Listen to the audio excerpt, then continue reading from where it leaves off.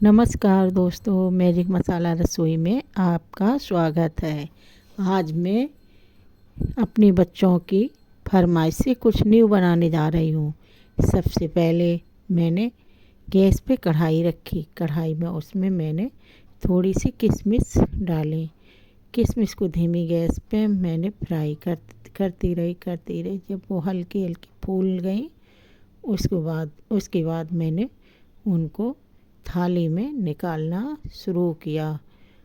आज दोस्तों देखो, ये बिल्कुल कैसी फूल के अच्छी हो गई हैं। इनको हमने थाली में निकाल लिया है। निकालने के बाद अब हम उसमें काजू को मैंने धीरे धीरे फ्राई किया।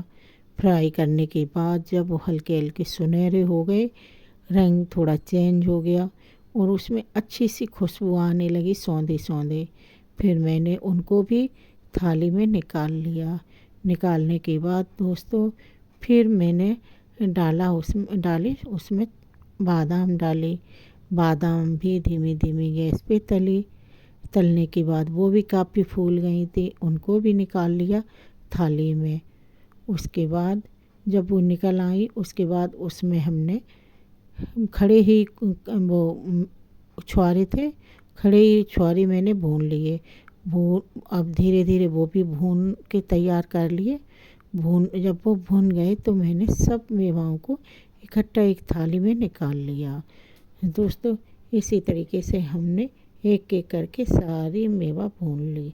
उसके बाद मैंने गैस ऑन की और उसमें घी डाल के उसके बाद मैंने एक प्लेट में थोड़े से तिल लिए। तिल को भी धीमी गैस पे तिल भी फ्राई करे। फिर तिल इतनी देर तक फ्राई किए, एक तो वाइट कलर के तो कलर उनका मालूम पड़ जाता है कि ये फ्राई हो गए। जब वो हल्के सुनहरे से लगने लगे तो उनको भी हमने तिलों को उसमें मेवा वाली थाली में एक साइड करके निकाल लिया, क्योंकि उसमें घी मुझसे ज़्यादा पड़ गया था इसलिए। उसके बाद मैंने कढ़ाई में थोड़ा सा और घी बढ़ाया। घी इसलिए ज़्यादा बढ़ाया था और कि ये हमें सिर्फ घी के और कंद और मेवाई वाले लड्डू बनाने थे। इसमें हमें पानी और या चाशनी बनाने का कोई वो नहीं था उद्देश्य, क्योंकि बच्चों को जो चीज़ पसंद आती है मैं वो ही बनाती हूँ।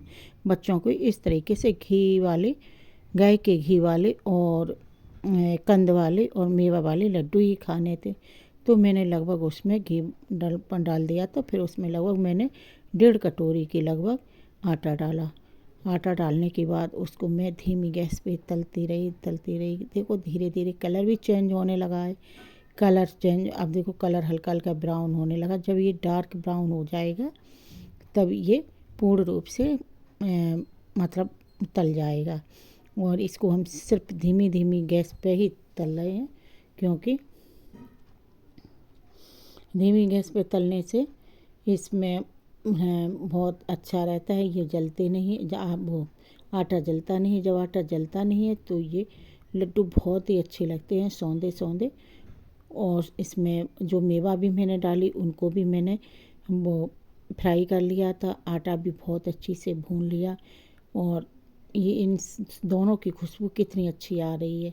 फिर जब वो थोड़ा ठंडा सा आटा होने लगा, इधर मैं कढ़ाई में बराबर अपने हाथ से आटा को चलाती ही रही ताकि कहीं भी किसी भी प्रकार से कढ़ाई गर्म ना हो तो उसमें कालापन या जल सा जाए तो अच्छा नहीं लगेगा, क्योंकि जैसे बच्चों को पसंद है। फिर मैंने लगभग 1.5 कटोरी के लगभग बूरा डाला। बूरा मैंने 1.5 कटोरी के लगभग डाल के उसको चलाना शुरू किया। फिर जब वो मिल गया, हल्का ही हल्का चलाया, उसके बाद मैंने सोचा कि उसमें जो ड्राई फ्रूट्स मैंने भून के रखे थे वो डाले। तो मैंने सबसे पहले इसमें गरी और फिर मैंने उसमें तिल भुने हुए और किशमिश मिला दी। फिर उसमें मिलाने के बाद करछली से उसको मिला दिया, एक सा कर लिया। उसके बाद जो मेवा और रखी हुई थी वो सारी मैंने खड़ी हुई भुनी थी। खड़ी मेवा को मैंने छुरी की सहायता से धीरे धीरे काट लिया। एक ही थाली में सारी मेवा इकट्ठी करके काट ली। काटने के बाद फिर उसी भुने हुए आटे में मैंने सभी पूरी मेवा लेके उसमें डाल दी। फिर उसको मैंने करछुली की सहायता से मिलाया। फिर उसके बाद मैंने उसमें गाय का थोड़ा घी गरम करके डाला क्योंकि लड्डू बन जाए। मैं यहाँ पे कोई चाशनी या कोई लिक्विड वाली कोई ऐसी चीज़ नहीं डाली थी जिससे मैं चाशनी वाले लड्डू काफ़ी दिनों तक रुकते नहीं हैं, वो तो 5-6 दिन के बाद ही ख़राब होने लगते हैं। इसलिए सिर्फ मैं ये कंद बूरा डाल के और गाय के घी डाल के ही लड्डू बनाऊंगी क्योंकि बच्चों को लड्डू गाय के घी के और ऐसे सूखे वाले पसंद हैं।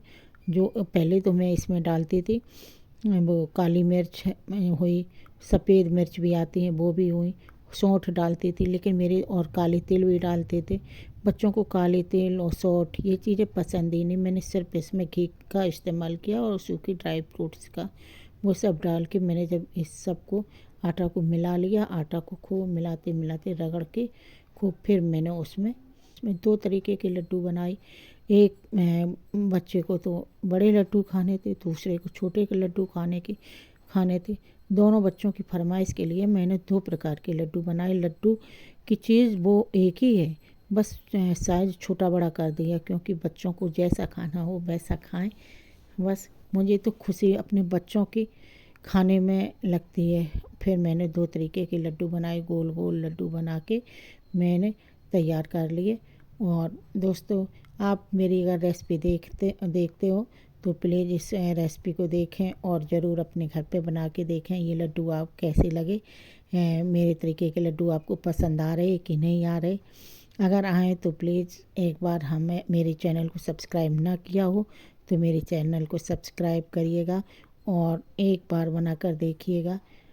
और दोस्तों, इस आप और हमारा हौसला हमेशा बुलंद रहेगा, इसलिए हमें प्लीज़ सब्सक्राइब कीजिएगा और हमारे ही रेसिपी को अधिक से अधिक लोगों में शेयर कीजिएगा। दोस्तों, इसी प्रकार मैं आपके लिए नई नई वीडियो बनाती रहूँगी और मैं 2-4 दिन में फिर नई तरीके की कोई ऐसे ही लड्डू बनाऊँगी जो आपको और आपके बच्चों को पसंद आए। देखो, आपको अगर पसंद आते हैं तो प्लीज़ हमारा सपोर्ट कीजिएगा। Thank you.